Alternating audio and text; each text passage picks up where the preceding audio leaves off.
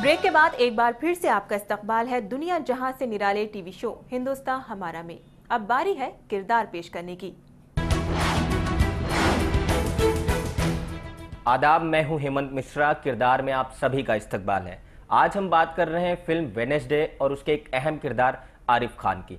और इस पूरे सब्जेक्ट पर बात करने के लिए हमारे साथ मौजूद हैं हमार सिनेमा की एडिटर और मुल्क की जानी मानी फिल्म क्रिटिक गीता सिंह जी। अब वेडनेसडे की बात होते ही आपके जहन में क्या तस्वीरें उभरती हैं? वेडनेसडे इन सब फिल्मों से एक जुदा फिल्म है जिसको इस बात के लिए याद किया जाता रहेगा कि इसकी कहानी के ऊपर हॉलीवुड में फिल्म बनी अ कॉमन मैन, जिसमें सर बेन किंग्सले जैसे एक्टर ने काम किया।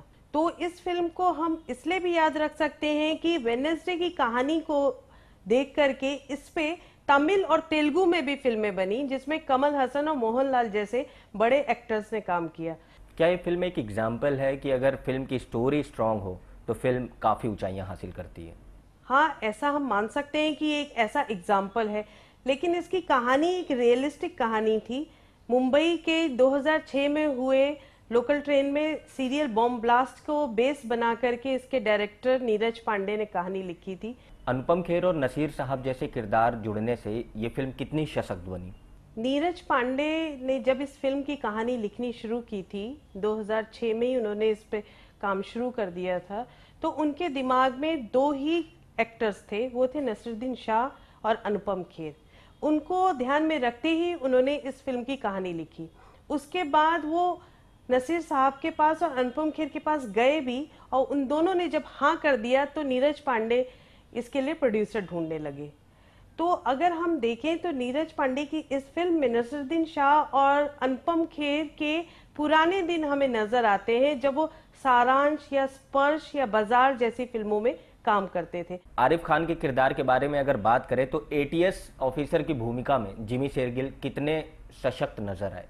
डायरेक्टर ने जिमी शेरगिल को एक मुस्लिम किरदार बनाया, और ये शायद इसलिए भी किया कि सोसाइटी में एक जो टेररिज्म के साथ मुस्लिम्स को जोड़ दिया गया है या उनकी मिस ब्रांडिंग हो गई है, उसके कॉन्ट्राडिक्ट में नीरज पांडे ने इसे दिखाने की कोशिश की कि एटीएस के अंदर एंटी टेररिस्ट स्क्वाड में भी ऐसे ऑफिसर्स, जाबाज ऑफिसर्स हैं जो मुस्लिम हैं और ईमानदारी से अपने काम को निभा रहे हैं। आरिफ, क्या प्रोग्रेस है? कुछ समझ में नहीं आ रहा है सर। यहाँ सब उल्टा हो रहा है। मतलब? सर, ये उन्हें बचाने का नहीं, मारने का प्लान था। वहाँ पहले से बॉम्ब रखा हुआ था। हम जैसे ही उन्हें छोड़ के बाहर निकले, बॉम्ब फट गया। गीता जी, लीड रोल में कभी ऐसा नहीं होता है हिंदी सिनेमा में कि उसका कोई किरदार का नाम ही ना हो, लेकिन इस फिल्म में ये देखा गया। कितनी बड़ी बात थी ये? हाँ, ऐसा ये पहली बार हुआ हिंदी सिनेमा के इतिहास में कि मेन हीरो का कोई नाम ना हो। इस फिल्म में एक कॉमन मैन की तरह डायरेक्टर ने नसीरुद्दीन शाह को दिखाने की कोशिश की। भीड़ तो देखी होगी ना आपने? भीड़ में से कोई एक शक्ल चुन लीजिए, मैं वो हूं। I am just the stupid common man wanting to clean his house. इसको दिखाने के पीछे डायरेक्टर की मंशा ये थी कि जिस तरह से समाज में और जिस तरह से हमारा जो सरकारी तंत्र है वो समाज में होने वाली हिंसक घटनाओं को रोकने में जब कामयाब नहीं हो रहा है, और कॉमन मैन फिर अपनी भड़ास कैसे निकालता है। सरकार, पुलिस फोर्स, इंटेलिजेंस सक्षम है इस तरह की पेस्ट कंट्रोल के लिए, लेकिन आप लोग कर नहीं रहे हैं, सिर्फ शय दिए जा रहे हैं। एक आदमी गुनहगार है या नहीं इसको साबित करने के लिए आपको 10 साल लग जाते हैं। आपको नहीं लगता कि ये आपकी काबिलियत पर सवाल है? ये सारा नाटक बंद होना चाहिए। This whole bloody system is flawed. Geeta ji, आपसे आखिरी सवाल। अब वेडनेसडे जैसी फिल्में हिंदी सिनेमा के इतिहास में क्या मील का पत्थर साबित होंगी? नीरज पांडे एक ऐसे डायरेक्टर हैं जिनकी ये पहली फिल्म थी, पर 2008 के बाद उनके लिए एक शायद ये एक ऐसा दौर है कि फिल्म ने नाम कमाया, फिल्म को नेशनल अवार्ड भी मिला, इंदिरा गांधी नेशनल अवार्ड दिया गया, लेकिन डायरेक्टर को वो पहचान नहीं मिल पाई जो बाकी डायरेक्टर्स को हमारे बॉलीवुड में मिल रही है। शुक्रिया गीता जी। किरदार की पेशकश के बाद अब वक्त है सियासी नेपथ्य के चुप सन्नाटों को मांझने और खंगालने का, और उनमें से वैसी आहटों को चुन लाने का जो आने वाले वक्त में एक बड़ी खबर की शक्ल अख्तियार कर सकती है। तो लीजिए पेश है मिर्च मसाला, यानी खबरों की खबर बनने से पहले की आहटें।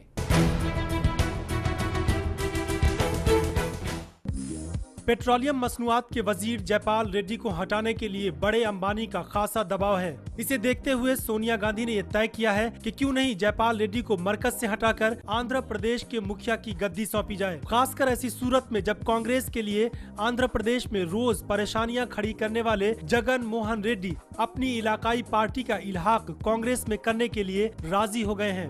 ऐसी सूरत में किरण रेड्डी को मरकज में वजीर बनाया जा सकता है।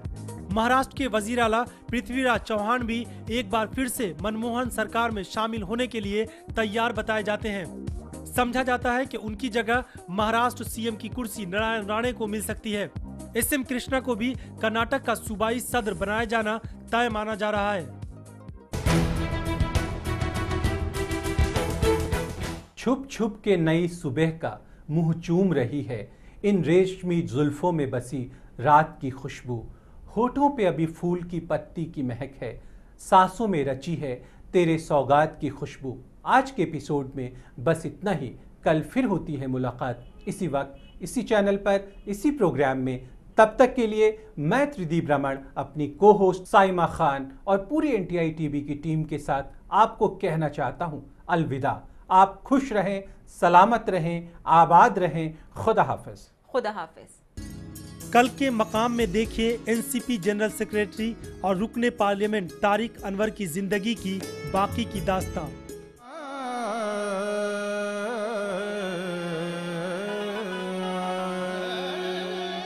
कतरा कतरा हर शय की रवानी में है, जो ये वतन जिंदा है तेरी जिंदगानी में है। मेरे सीने की आग तेरी आँखों के पानी में है, मेरी जुस्तजू में है तेरी कहानी में है।